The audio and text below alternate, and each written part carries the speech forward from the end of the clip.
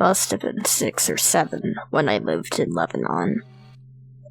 The country was ravaged by war at the time, and murders were common and frequent.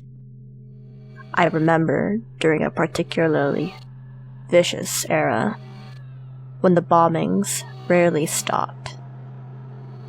I would stay at home sitting in front of my television, watching a very, very strange show. It was a kids' show that lasted about 30 minutes and contained strange and sinister images. To this day, I believe it was a thinly veiled attempt on the part of the media to use scare tactics to keep kids in place, because the moral of every episode revolved around very uptight ideologies. Stuff like, bad kids stay up late, bad kids have their hands under the covers when they sleep, and bad kids steal food from the fridge at night. It was very weird, and in Arabic to top it off. I didn't understand much of it, but for the most part, the images were very graphic and comprehensive.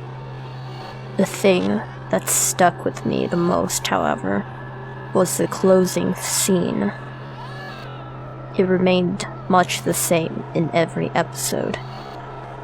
The camera would zoom in on an old, rusted, closed door. As it got closer to the door, strange and sometimes agonizing screams would become more audible. It was extremely frightening, especially for children's programming. Then a text would appear on the screen in Arabic, reading, "That's where bad kids go." Eventually, both the image and the sound would fade out, and that would be the end of the episode. About 15 or 16 years later, I became a journalistic photographer. That show had been in my mind all my life, popping up in my thoughts sporadically. Eventually, I'd had enough and decided to do some research. I finally managed to uncover the location of the studio where much of that channel's programming had been recorded. Upon further research, and eventually traveling on site, I found out it was now desolate and had been abandoned after the big war ended. I entered the building with my camera.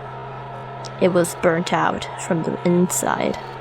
Either a fire had broken out, or someone had wanted to incinerate all the wooden furniture. After a few hours of cautiously making my way into the studio and snapping pictures, I found an isolated, out-of-the-way room. After having to break through a few old locks and managing to break the heavy door open, I remained frozen in the doorway for several long minutes. Traces of blood, feces, and tiny bone fragments lay scattered across the floor. It was a small room and an extremely morbid scene. What truly frightened me, though, what made me turn away and never want to come back, was the bolted, caged microphone hanging from the roof in the middle of the room.